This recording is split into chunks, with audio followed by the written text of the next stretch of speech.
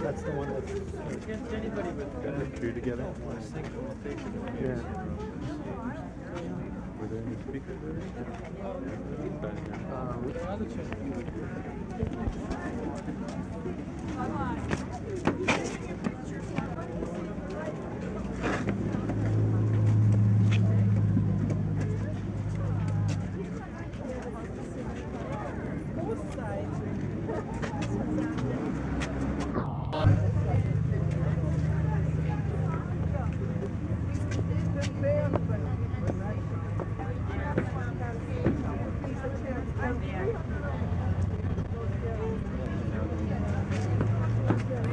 We share the concerns and worries of Canadian families over the fate of loved ones serving in the Gulf, and we pray for their welfare.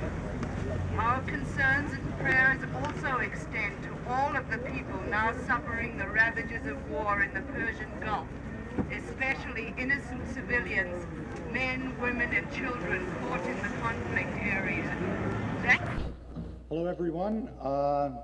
There is a long, maybe a list of about, the way the evening's going to go, we have a list of about 12 or 13 speakers and participants. Some of those are musicians, so there'll be some entertainment along. Each speaker will have about 5 minutes to present what their words to you, and we'll just get started right away, as now is the time. And I'd like to introduce to you from Nelson City Council, Marty Horswell. Sorry, I have to read from notes. I never thought I'd see the day when I'd be standing on a podium talking about war, and since I ain't studied war, I'm afraid I had to think about it a bit and take some notes in order to be sure that I keep my thoughts straight. Council, as some of you are probably aware, passed a motion, not at this past council meeting, but a week earlier, just a couple of days before the war officially started, calling on the Prime Minister to make every effort possible to pursue a course of peace. Obviously, he didn't heed our advice, and here we are today protesting a very obscene war. George Bush's television government, which came to office on the strength of his backers' superior knowledge of how to manipulate the media, and in particular television. You remember the talk of the spin doctors and the 30-second clips and all of the media manipulation that was around, that revolved around and gave rise to his successful election, has led to what I think will be remembered as history's first television war. George's government has given birth to that, and it's a monstrously banal and obscene war in which it almost carried out through the television as though we were watching an arcade video game, and we see these infrared generated images taken from the aircraft as they fly over buildings of these kind of video-like buildings exploding into a puff of smoke. And there's never a mention that there were people in those buildings. There was flesh and blood that was turned into mush, and there were wives and children waiting vainly at home for people to return to their families. No mention whatsoever in all of that TV imagery that we see day after day, numbing us into kind of a form of sleep. As in his television campaign, information about George Bush's war is very carefully managed, carefully staged, and strictly controlled to allow only that information which is calculated to lull the already numbed intellects of television watchers into a kind of passive, jingoistic acceptance of what the opinion managers plan for them to believe. The famous German military theorist von Clausewitz called war a continuation of diplomacy by other means, and for probably 100 years or more, that's kind of been the dominating notion about what war is supposed to be. But I think George Bush's war has shown that that's now an outdated concept. This war is a continuation of George Bush's own domestic politics by another means. It has nothing to do with grand principles of democracy and freedom. It has nothing to do with freeing the Kuwaiti people from the yoke of Saddam Hussein. It has nothing to do with restoring a legitimate government to power. It has to do with what George Bush and his backers calculated they had to do if he was to stay in office. At all cost.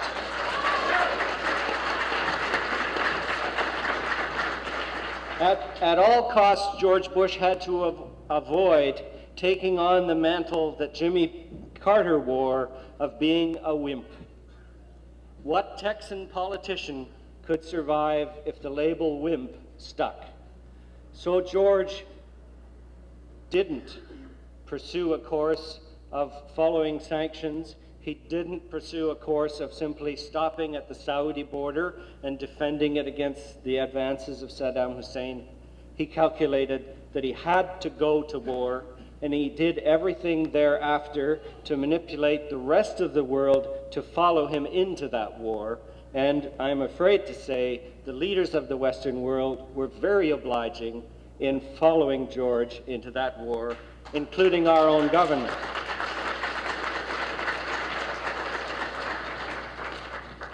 Saddam Hussein, of course, also had political reasons and political interests in this war.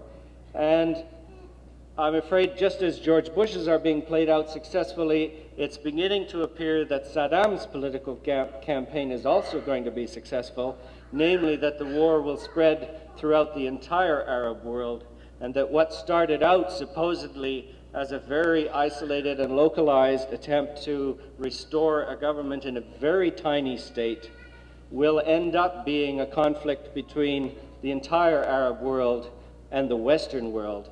And our children and grandchildren will have to live with the geopolitical consequences of rather continuous warfare for a very, very long time to come as a result of this. Here in Canada, I think Brian Mulroney also had domestic political reasons for going into this war. In the first place, I believe that since his own domestic political strategy has been to integrate the Canadian economy with that of the United States, it isn't possible for him to pursue that policy unless he has the support of the government in Washington, and he couldn't possibly keep that support if he resisted their push to go to war. So he obligingly went along. I believe he also had some of the, he remembered what happened to Margaret Thatcher in the Falklands War. It was a very opportune political way of turning around very serious political problems and getting the electorate to forget them, and Margaret Thatcher got elected by a very large margin shortly thereafter. I suspect that that possibility isn't lost on our Prime Minister, who is in the depths of a very unpopular political position at the present time due to his economic policies and his taxation policies. And while we're talking about domestic politics, it isn't unusual for all kinds of politicians to use war to their own political advantage.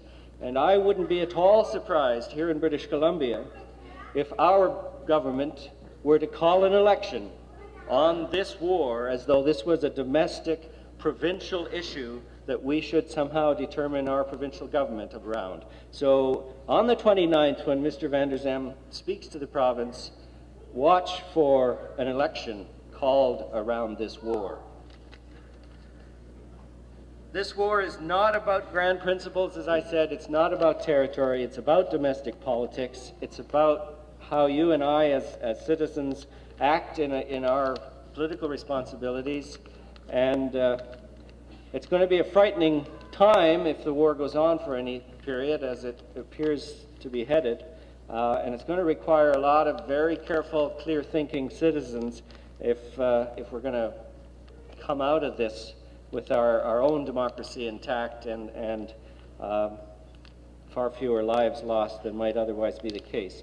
So keep your wits about you in the weeks and months ahead. Thank you very much. Hello. Friends, I bring you greetings from the Nelson Trail and District Labor Council. I'm here today because I want to let you know that the labor movement in this country is on your side, on the side of peace.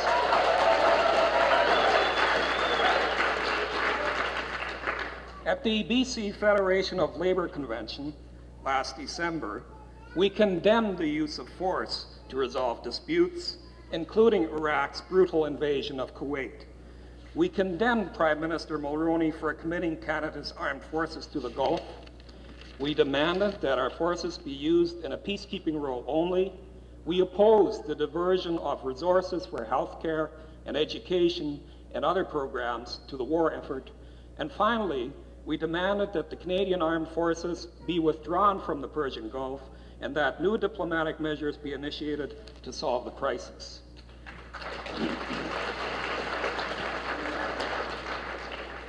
Workers are shocked and deeply saddened by the onset of this war and by our country's failure to exercise its full potential as an independent nation in the search for a peaceful diplomatic resolution. We are opposed to the manipulation of the United Nations by those who favor military over diplomatic solutions. As workers, we have a special concern for the lives of hundreds of thousands of migrant workers, our brothers and sisters, and refugees in Iraq, Kuwait, and Jordan. The Canadian Labour Congress has therefore initiated a campaign to provide funding to the International Red Cross for the relief of migrant workers and refugees caught in this tragic situation. Friends, as a human being, I'm repelled by the images I see on TV. I'm repelled by the smiling, ingenuous bravado of young pilots who report playing Nintendo games with life and limb. I recoil from the demented exhortations of victory in response to infrared images of a direct hit by some particularly devastating projectile of mass destruction. I am reminded of Ronald Lang, psychiatrist and author, and his analysis, and I quote, "In order to rationalize our military-industrial complex, we have to destroy our capacity to see clearly anymore what is in front of us and to imagine what is beyond our noses. Long before a thermonuclear war can come about," says Lang, "we have had to lay waste our own sanity." End of quote. I'm afraid that here in North America, war is too much of an abstraction. I and we are babes in the woods in terms of our understanding of what it really means for a civilian population to be under attack.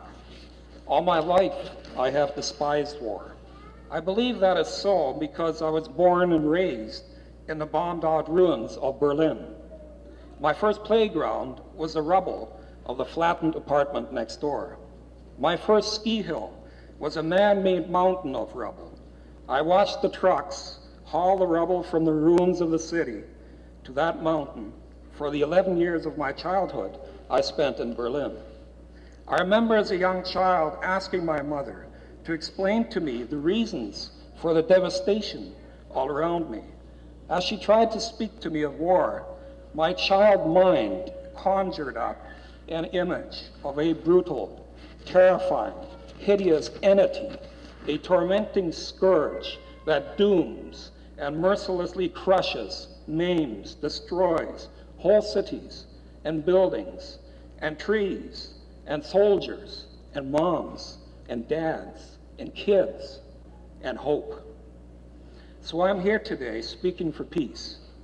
We know, for an example, that an abused child is more likely to abuse as an adult unless we intervene and heal and halt that spiral of abuse and violence. Similarly, in the Gulf, the world community ought to have intervened in a way that would halt the spiral of violence and of warped psychosis. The sanctions were working, and it is our shame that we failed to give them a chance. The labor movement is therefore commits itself to actively work for the creation of opportunities for a negotiated settlement. We want an end to the insanity of war. Mr. Hassan.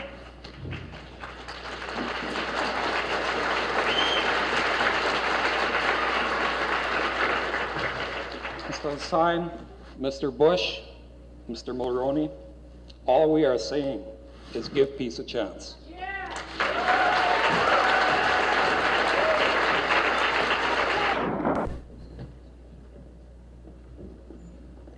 Dear friends, it is overwhelming to see this theater full, almost full. It just goes to show that we are not hypnotized by the television, by the media. We are still very much aware what's going on. And I do want to thank the friends, the organizers, the young people here that have made this possible today. I salute the young people that have brought us together. Thank you.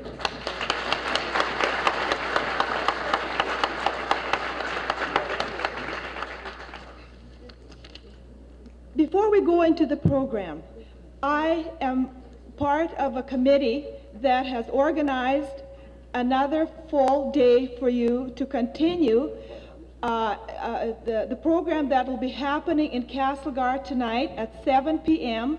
at the Brilliant Cultural Center. We have planned speakers that are going to be addressing the issue at hand. And the speakers are Jack Ross, a Quaker from Argenta, and I believe he's from the Center for Nonviolent Action. Andy Shadrach, he's a political scientist from Selkirk College. He will be addressing the issues that are concerning us at the present. Gary Okenden, he's the regional director of the Red Cross. There will be other entertainment, and there will be refreshments after, which will be probably $2 to cover the cost. So we invite everybody to come tonight and listen to more what is being addressed for what is concerning us at the present time. This happened so interestingly. When the peace walk happened here on Tuesday, I believe a few weeks ago, I happened to be able to have a few moments to speak. And what I did, what came to me was a song our Doukhobor people have sung for many, many years. And it was, to my good fortune, was translated. And I have found out that this song has been composed in the 17th century by a very, I would say, a tuned-in poet. At that time, people perhaps were aware of where the situation of violence and oppression, where it would lead the world. And he had, I believe he was a tuned-in poet. And it's a wonderful song which I will read the translation to, and we will sing to you 3 verses of it. And what happened was, when I read the translation at that peace rally, I was asked to sing it. And of course, I could not sing it alone. And I said then that next time I will come and I will bring my choir.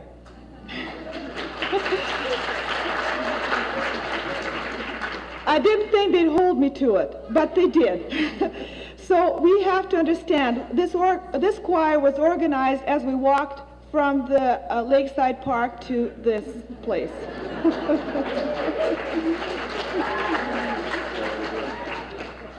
So I will read you the translation, and then you will know what the words we are trying to sing. Oh, all right. Excuse me. I have this wonderful support group that is behind me and beside me. And this a friend of mine, Leonard Markin, was kind enough to accompany me, and I would like him to share his feelings on today and what we are going to sing. Please, Leonard. Dear brothers and sisters, friends, and everybody for peace, it's with great inspiration that I listen to the first 2 speakers here, and it gives you hope for a better life in the future. Hope for everybody, hope for the Canadian soldiers, hope for all soldiers in life. Lois Wilson, the president of the Council of Churches, said, "It is the peace movement that gives the hope for the world at this time," and we are part of that hope.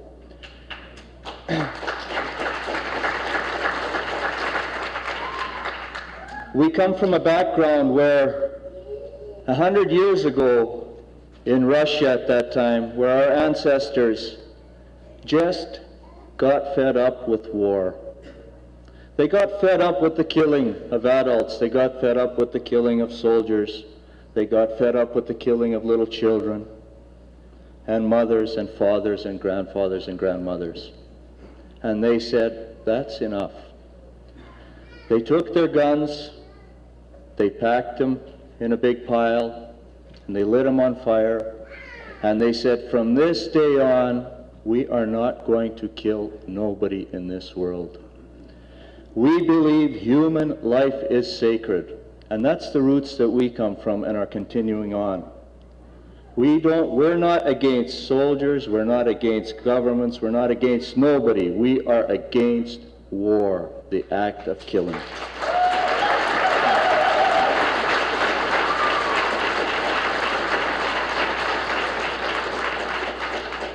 And all over the world, I think people are starting to realize it. It's enough. Look how many wars have been fought. Look what history has gone through. There's got to be better ways. We teach our children from this high in schools not to fight, not to use bad language. And we bring them up in that spirit. And then somehow when they become young adults of 18, 19, we take them and we transform them into what? It's not right. And I can see that there is hope and inspiration, and we're going to continue. And now we'll let Nat come back with a few words. Thank you, Leonard. Thank you. He said what's on my heart as well. Thank you. So I'll read you the translation of the song. And it says, this song actually gives us hope. It gives us vision. It gives us dreams to dream, and some faith to hold on to, and intelligence and love. It says, dear friend and brother, weary, suffering brother, fall not in spirit, whoever you are.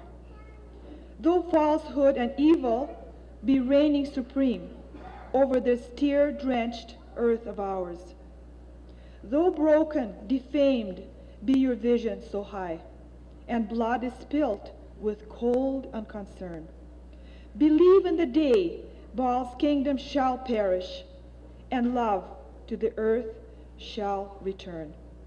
not with a crown of thorns or burden of chains, nor with a cross upon shoulders bent low.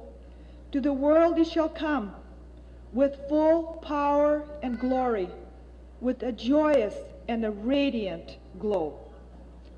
And never more shall the world know the tears or of strife, or of unmarked graves of the fallen host, or of want, that dim, deadening want, or of the sword, or the pillory post. This vision, my friend, is not a mere dream. Let hope be your guide and your light. Observe how around us evil oppresses, how deep is the darkness of night. The world, blood-drenched, shall rise from its woes, wearied of conflict and senseless affray. Towards love it shall turn, towards heavenly love. Eyes grief-laden and eager to pray.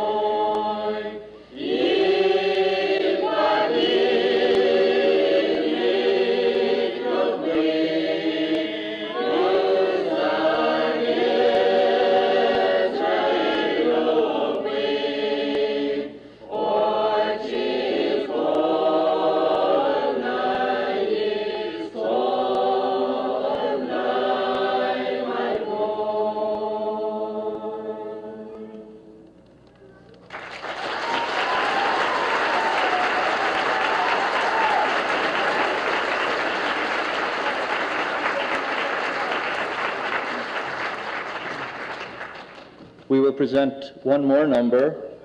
In Russian it's called Честь Победы, Мира и Свободы. And one verse of it goes like this: We'll assemble as one human family and create a brotherhood of man. Toil and peace shall be our foremost emblem. Love shall reign supreme in all the land.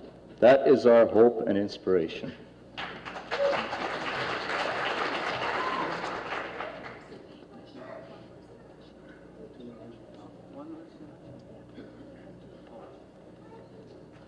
Честь победы, мира и свободы над собой пылающий огнем. Мы несем любовь и народы, и хвалу торжественно поем. Мы несем любовь тебе, народы, и хвалу торжественно поем.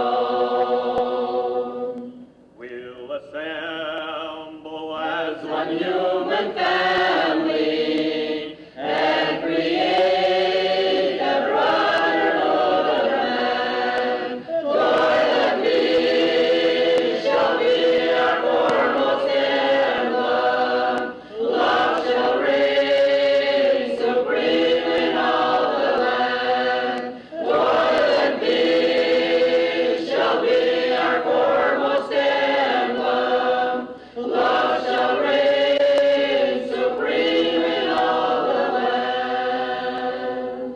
From one far horizon to another, let our universal slogan be, brothers all in love we stand united, and attain man's highest dignity. Brothers all in love we stand united, and attain man's highest dignity.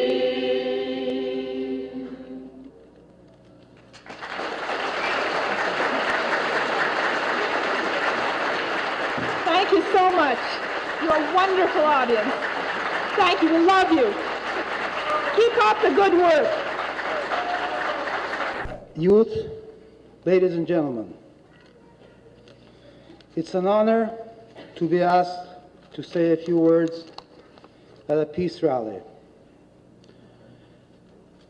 I hope that the other side is also listening, because it's important that they also hear the message that we want them to hear. And if they're in the crowd, I welcome them.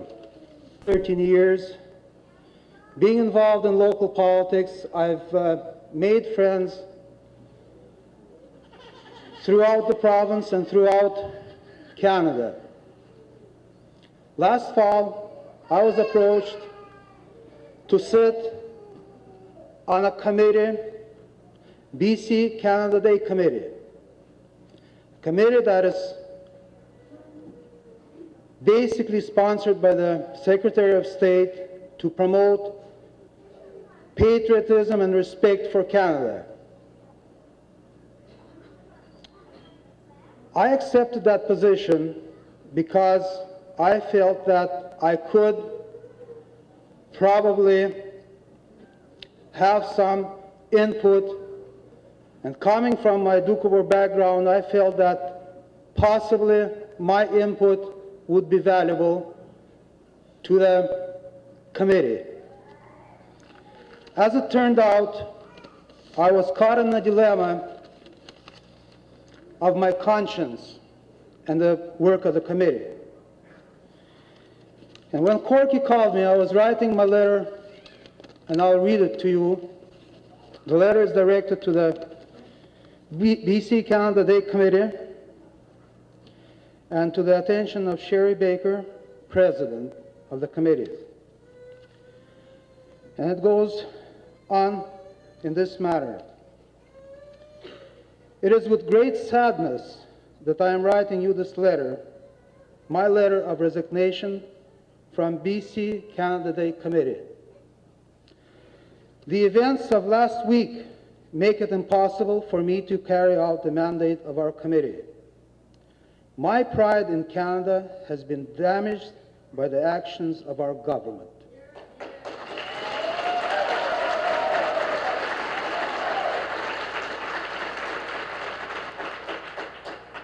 Please allow me to explain.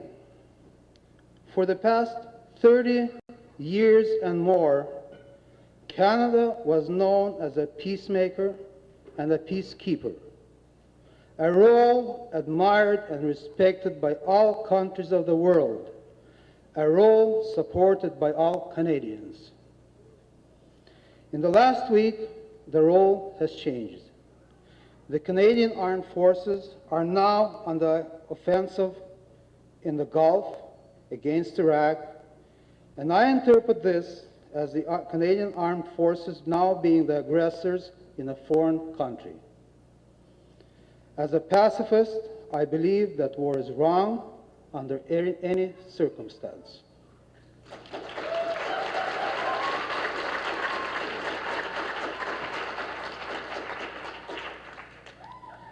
I do not believe peace is attained by waging war, nor is peace attained by mass slaughter of humans. Peace is attained through peaceful efforts. If only we could exert the same amount of energy, expertise, tolerance, understanding, diplomacy, and love for the cause of peace as we have for the cause of war, there is no question in my mind peace would prevail.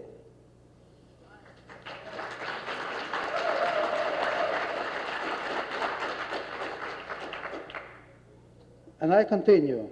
Please understand what Saddam Hussein has done in Kuwait is wrong, very wrong.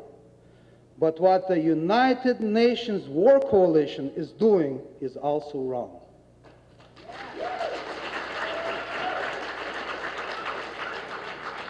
What I'm saying is that two wrongs don't make a right. If what is happening in the Gulf is claimed to be the new world order, then I don't want no part of it.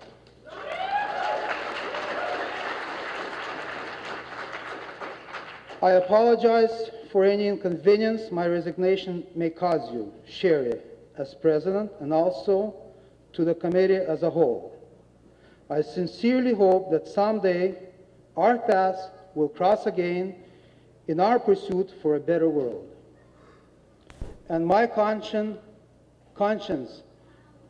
told me that, yes, I'm going to write this letter, the committee is going to receive it, and I don't know how many other people will be aware of some of our feelings that we have as to what's happening in the Middle East, as to the atrocities that are created by our government.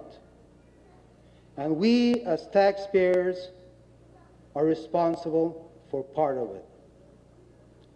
And that is a danger point where I feel that somehow, if we put our heads together, some way we will be able to stop the madness that's happening. Thank you. Thank you so much. Can you hear me? I've been asked to speak for 2 minutes representing the Nelson Voice of Women. I think I'm going to take 4 minutes. If anybody tries to stop me before I'm finished, I shall argue the point.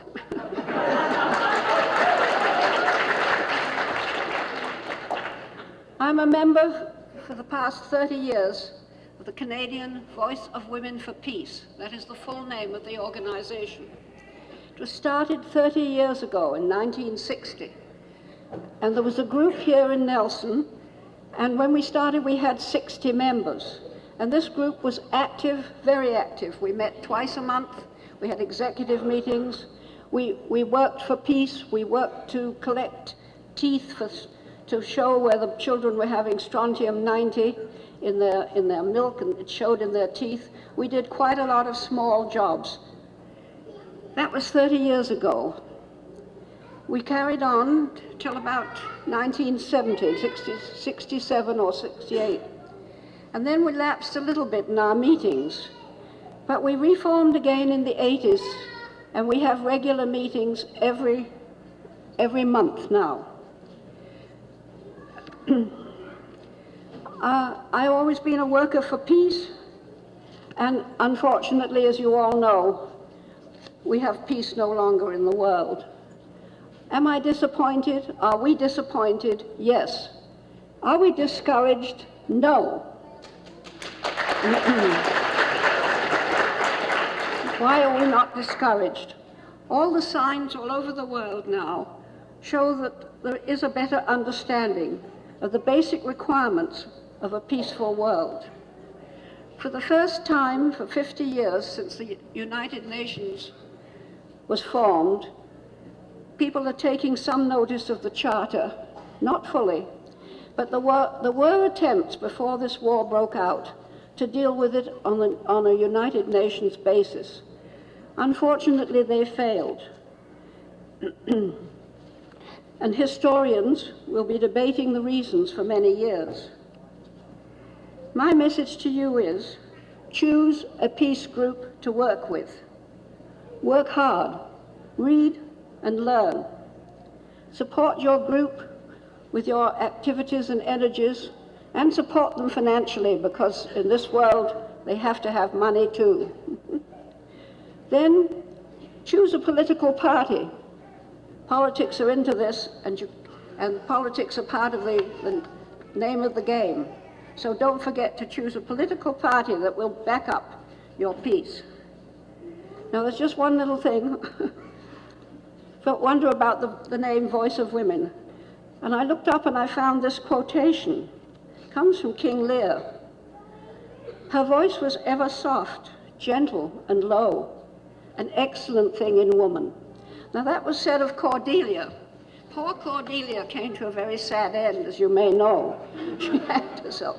And we don't intend to keep our voice so low that we end up like that. We intend to speak out for what we believe in. And we know that all you people here are here for the same reason. If anybody wishes to join the Voice of Women, they will be very, very welcome. Thank you so much.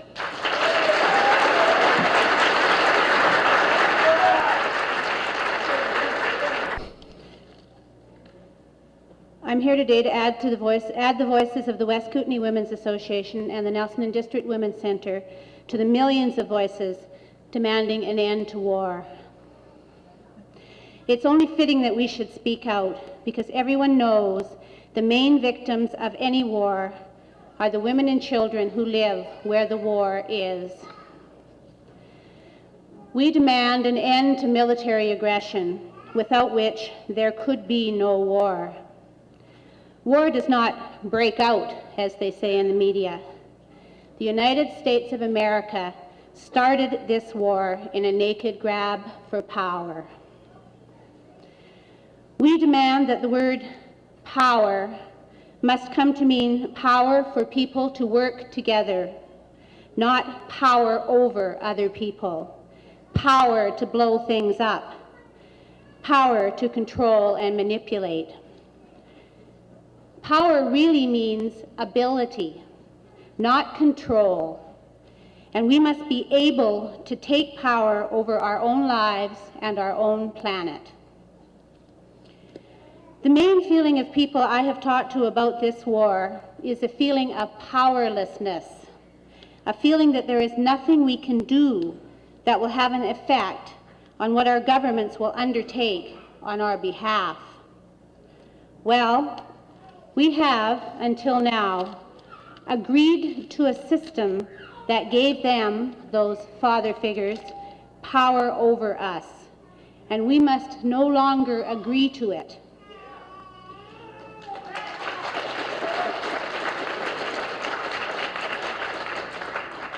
Our task is to take back power to the people and to make governments answerable to the people they are supposed to serve.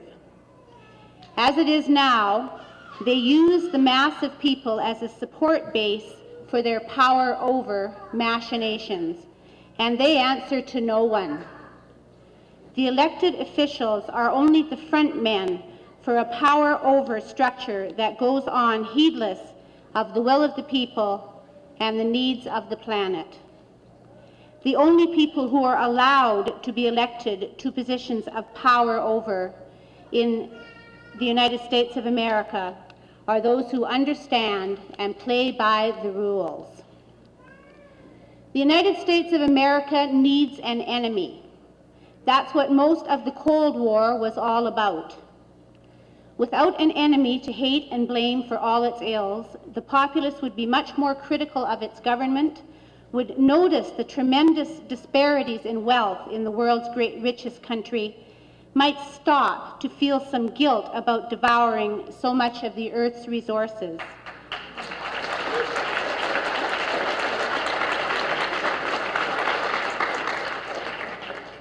Would undoubtedly begin to notice how little say they actually have about what goes on. As it is, the American state exports war. It doesn't happen on their own soil, it stimulates their economy, and it gives their people something else to think about.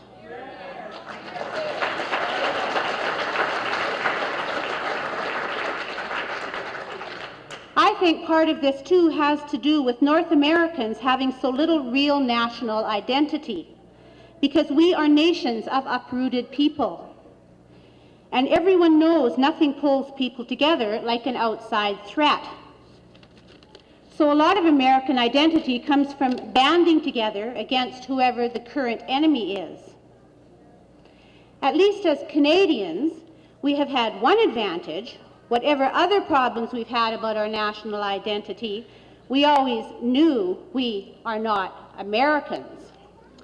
But now that we have a Prime Minister who is little more than the eager tail of the American dog, we may no longer have either that.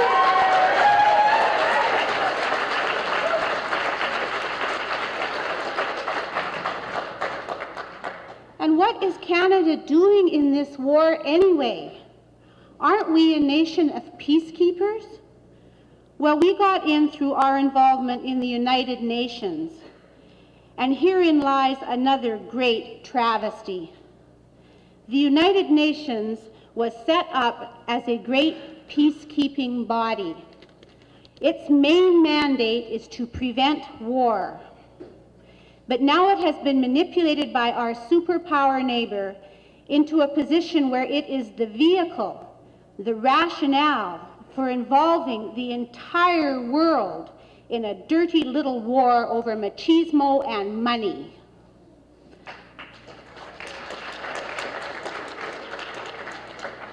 Thus, the failure of what passes for diplomacy on the arms and oil market may embroil us all in World War III. George Bush may finally succeed in bringing the war home. Many of us have missed this possibility because the focus changed so fast we haven't had time to whip our heads around. World War III was supposed to be against the commies, not the Arabs. But this could be the beginning of World War III. And one thing we have always known from our cradles was that we are not going to live through World War III.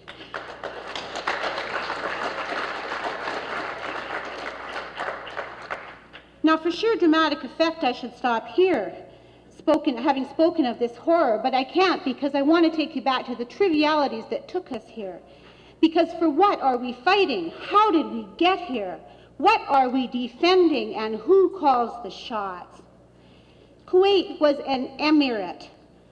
It was controlled by a sheikh and his obscenely rich family.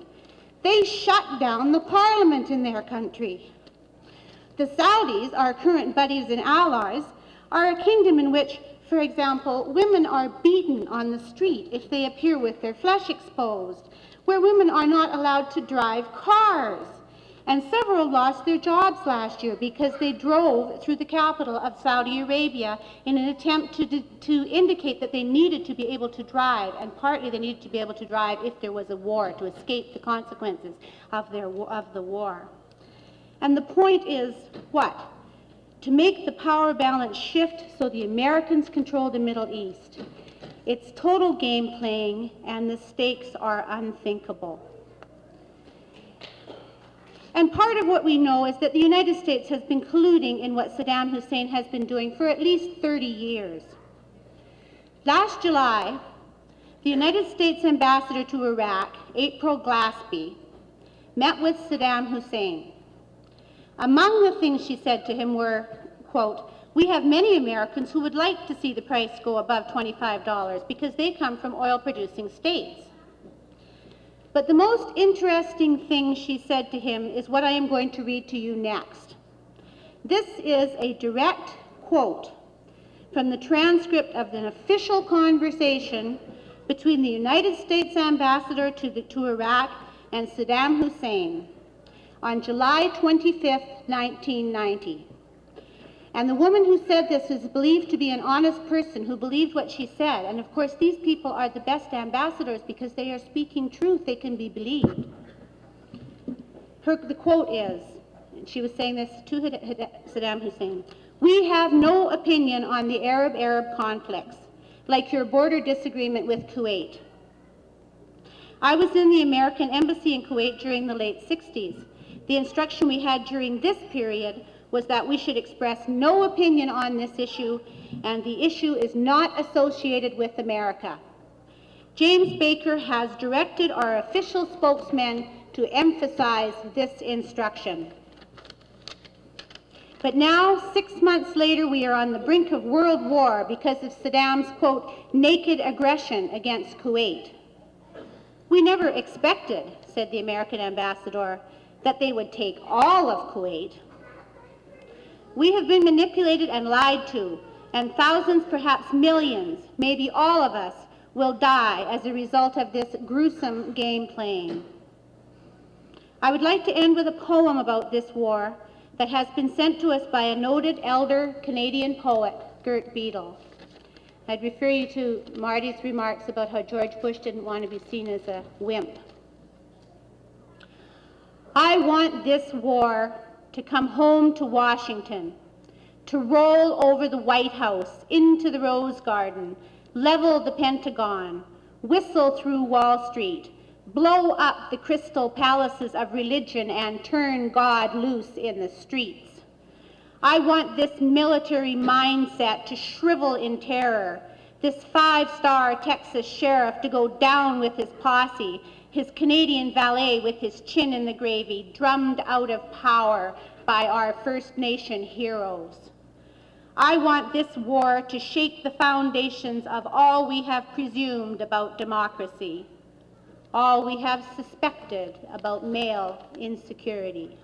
Thank you.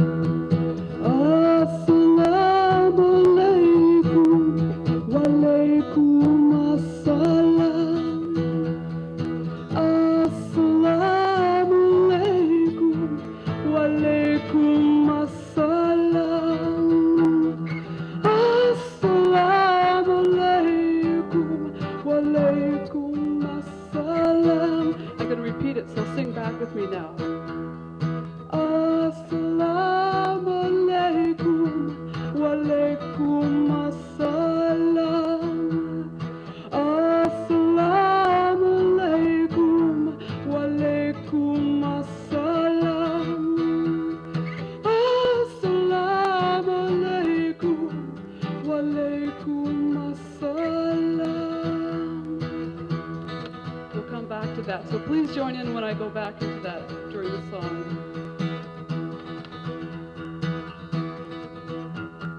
Who can say what is happening?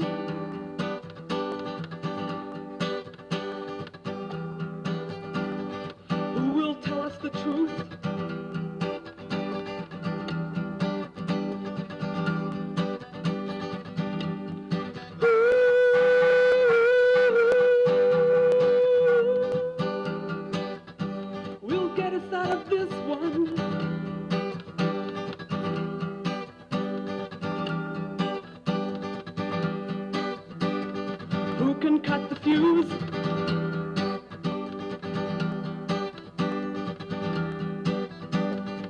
We turn on the wheel of big business, the wheel and deal of big business. Half the world in our TV chairs, we sit back and watch it like it's some kind of game show. Big Brother takes it all like he always does, and the war game goes.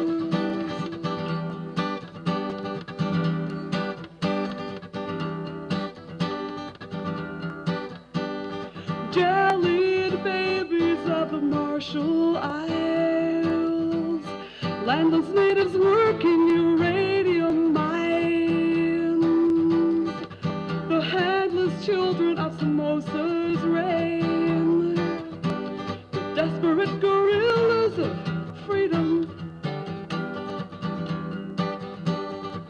And our past is Hiroshima, and our past is Auschwitz, and our past is napalm in Vietnam. Our history is a war story. Our history is a war story. It turns on the wheel of big business, the wheel and deal of big business. Half the world sit back and watch it like it's some kind of game show, till Big Brother takes it all and the war game grows. Now, assalamu alaikum, wa alaikum assalam. Assalamu alaikum, wa alaikum assalam. Assalamu alaikum, wa alaikum assalam.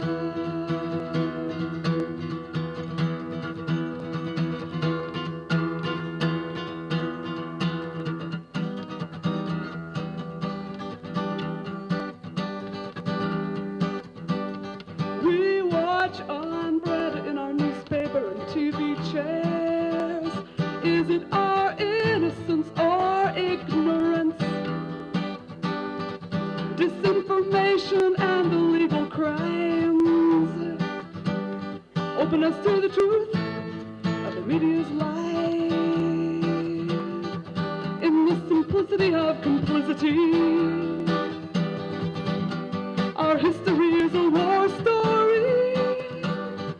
In the simplicity of complicity, our history is a war story. It turns on the wheel of big business, the wheel and deal of big business. Half the world, that's our half. We sit back and we watch it like it's some kind of game show, till Big Brother takes it all and the war game grows. The war game grows. The war game grows. Assalamu alaikum, wa alaikum assalam. Assalamu alaikum, wa alaikum assalam. Assalamu alaikum, wa alaikum assalam.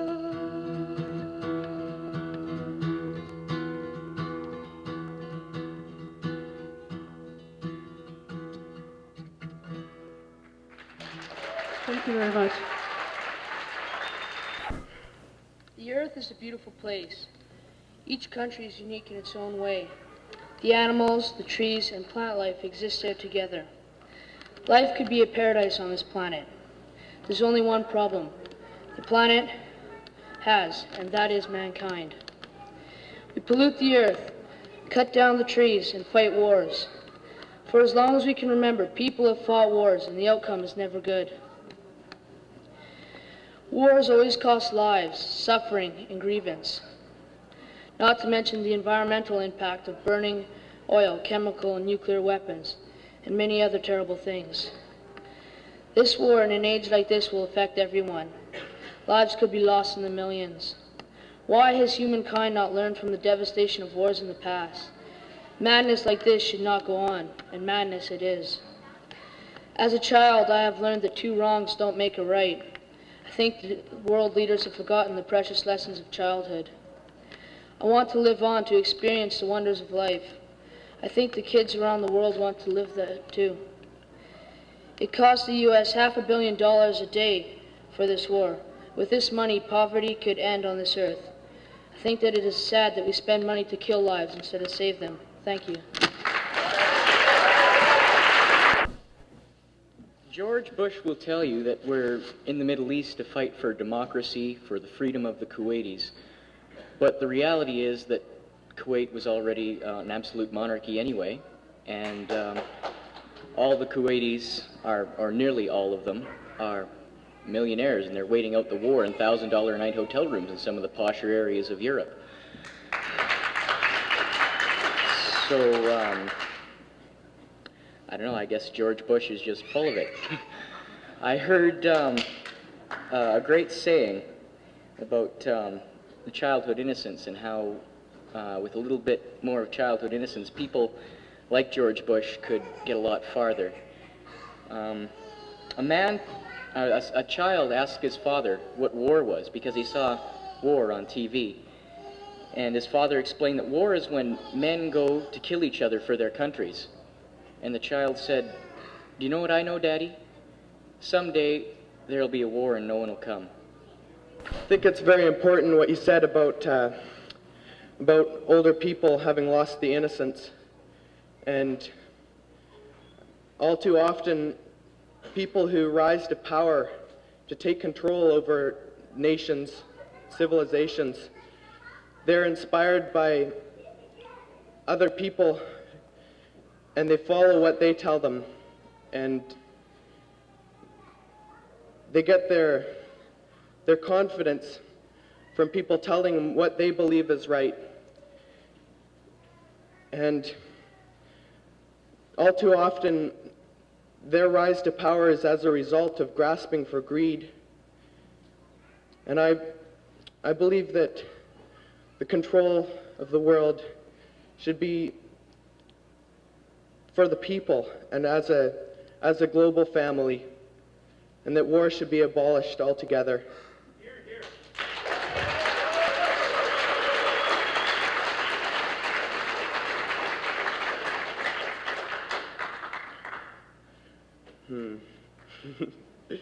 I didn't prepare for this, and all I really want to say is that love and peace should prevail over war, and I should stop trembling and get down off the stage. Congratulations, Nelson, and Nelson young people, for this wonderful day of peace, which the few of us from Creston are really enjoying. Unfortunately, I have to add one more scenario which neither news media nor anybody else is bringing up, but which seems to be a possibility. There are a number of very prestigious scientific institutes in Europe particularly, which have prepared a scenario too difficult to comprehend. Yet the Iraqis have promised that they would set the 600 oil refineries ablaze. And these institutes say now, if that happens, there will be such a thick black cloud coming over the earth that the sun won't come through. And they predict the lowering of the temperature by 10 degrees. I had this confirmed when I phoned Ursula Franklin, one of the most outstanding Canadian physicists. She was a member of the panel on cross-country checkup last Sunday. When I spoke to her after that, she told me she'd been trying to get that in all afternoon, and she wasn't given that chance. But she said, yes, that is a distinct possibility if that happens. So this should really add a spark, another incentive to stop this criminally insane war. And I hope we all will do our share. Thank you. Welcome, everyone. I want to tell all of you participants in this walk for peace today that this demonstration will leave memories of historic significance nationwide and worldwide. Today we will learn not only how to demonstrate in peace walks, not only how to protest verbally against the crime of war, but we will also learn how to effectively discourage wars. I will tell you about this significant revelation in just about 2 minutes. Ethnic organizations such as the Mennonites, Hutterites, Quakers, Doukhobors, the Amish people, and many others are today exempt from military service on grounds that they are conscientious objectors who refuse to take up arms to kill fellow human beings in battle. Modern warfare does not require anymore too many soldiers pulling triggers on their rifles to kill. It only takes one finger to press the button or actuate a switch to start the devastating, murderous flow of nuclear bombs. Remember Hiroshima, Nagasaki? These deadly weapons require billions of dollars to produce, and where do those billions come from, may I ask you? From your tax money and my tax money, my friends. One lady medical doctor at Vancouver, Dr. Geraldine Pryor, from the French Society Quaker Group, today is taking the Canadian government to court because the government refuses to honor laws of its own making. For refusing to honor the freedom of conscience and religion, freedoms which are entrenched in the Canadian Charter of Rights and Freedoms. Dr. Geraldine Pryor's complaint was refused consideration by the local justice, Addy in Vancouver. Her next step in the judicial process was an appeal to the Federal Appeal Court in Ottawa. But before her appeal could be heard before the appeal court, she had to have permission from the Supreme Court of Canada, which also, like Justice Addy's ruling in Vancouver, denied Dr. Geraldine Pryor the right to have her complaint heard by the higher court. There are members in Parliament today who are pressing the issue of the Peace Tax Fund to be legally established, which can provide funding to promote peace instead of your tax money and mine being used to service the military. We can demonstrate to a point of exhaustion. We can holler our heads off until we're blue in the face. We can pray for peace unto eternity, but as long as we keep adding fuel to the fire, we will not extinguish the flame and the scourge of war. Dr. Pryor, with legal guidance of Thomas Berger as her attorney, are now considering appealing this unfair decision to the United Nations Human Rights Commission. By the way, it is appropriately worth noting Thomas Berger was one time a Chief Justice of the Supreme Court of British Columbia, so she has good help. Thank you very much. My name's Lillian Wright, and I'm a student from Lucerne School, and I live in New Denver. And I would just like to say, sometimes I just get so fed up with the world, and I think, stop the world, I want to get off. It's just incredible. It's like we're being taken for this ride by the leaders of our countries, and it's just really scaring me. I met a Tibetan monk once, and he changed my mind a lot about peace. And he said, whenever you meet someone that you don't feel comfortable with, think of them as someone that you've met in a previous life, and think of them that they are your mother, and that they are your brother or your sister in a previous life, and that they are part of you, and make them rise above the level of which you have put them down. And it really helps me see people in a different way, and it helps me feel for them, and it helps me release the hate that I have and the anger that I have towards people who are abusing our planet. And I read that sheet that was handed out, and it was basically pointing at Saddam Hussein and saying, we really don't like what he did in Kuwait. And that is very true, but it's just as bad for the other world leaders to intervene in that and kill people, because they are putting themselves down morally, and they're being just as ridiculous as Saddam Hussein is. And In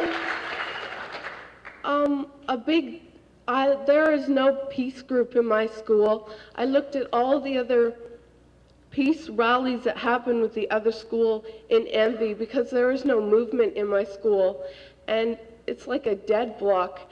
And the military leaders came into our school and they recruited people, and there's 5 people, young people that I know in my small high school of 60 high school students who are planning to go to war. And for me, that's just, it's so ridiculous because the military has no right to inflict their views on people who aren't yet fully developed human beings. I'm not speaking for youth, I think we know quite a lot, but for the military to come into the school, and these people, they were told, oh, I get to have a free education, I'm going to be fighting for my country, I want to be patriotical because Canada is a beautiful place, but they are not told that part of the deal or the major reason that they are going is to kill people, and that if they don't like it, then they should not be signing up in the first place.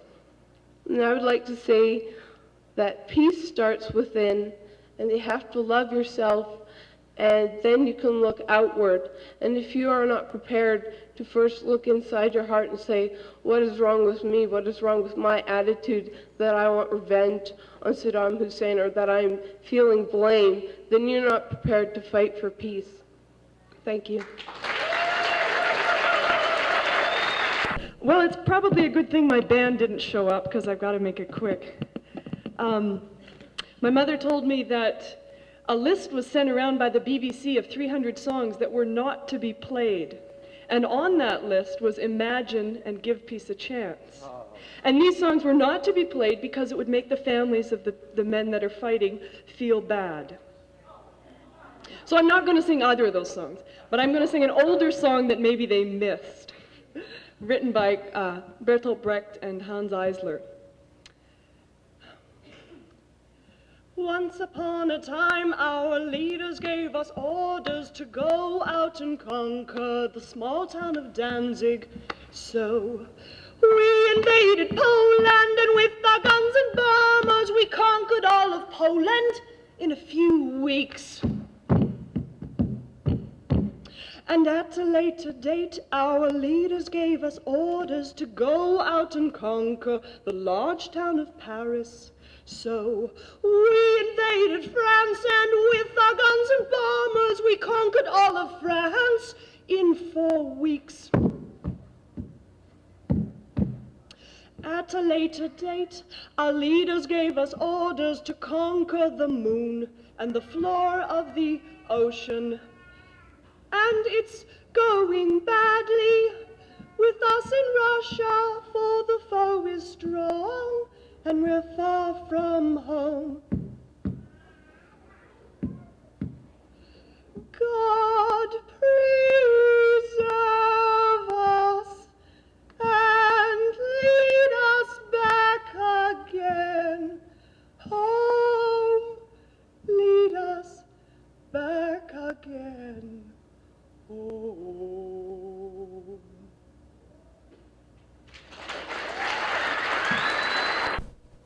I'd just like to say that in Kaslo, as in everywhere else, the main talk on Front Street is of the war, and people are angry, and they're very sad, and they're very upset. We all are, and a small group of us have got together, and we're trying to organize something for February, a candlelight vigil. So please watch for notices in the Pennywise.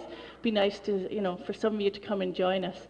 And I'd just like to finish by saying, please keep this in your hearts. Peace is growing, and it is, and it will, as long as we make sure it does. Thanks. People are crying out all over the world for peace and harmony.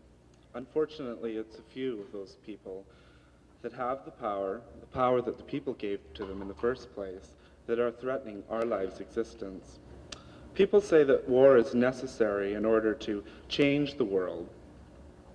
This may or may not be so, but violent environmental Destructive war will only take away from us what we are fighting to preserve. Freedom, peace, and an environmentally safe place to live. These are the things that are being threatened.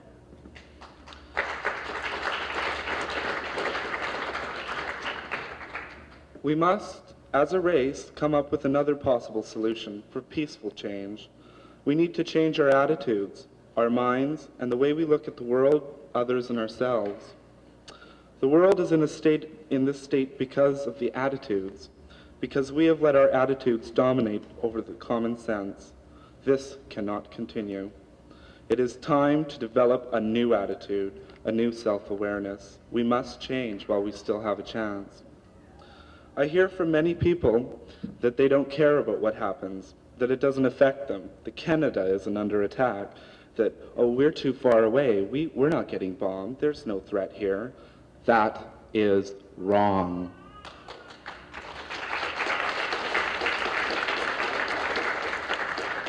War affects all people of all nations. It kills indiscriminately. It destroys our environment, which in return destroys us. It destroys our friends, our families, and the ones that we love. If nuclear war ensures, there is no safe place for anyone. And that's what scares me. A man on the street told me, "Young man, you haven't experienced life until you've been through a war." And I chuckled and I replied to him, "Sir, you haven't experienced life until you've had total peace."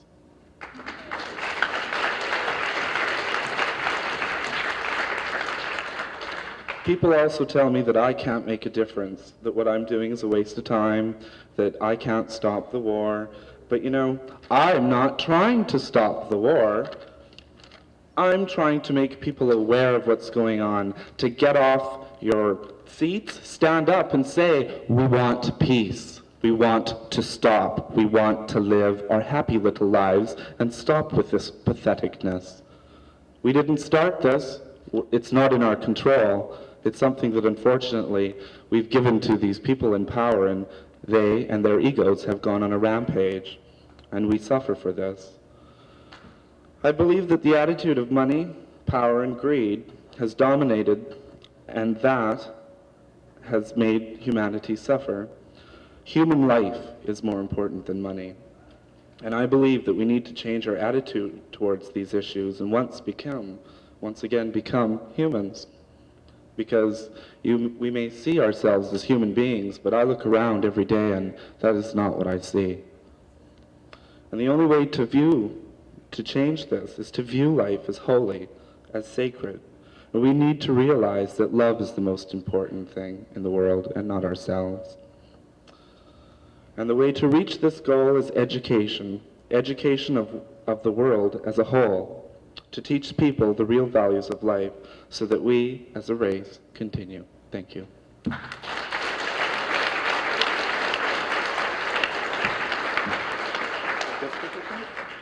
If there's anybody that hasn't signed the petition up here, please feel free to come up and sign our petition.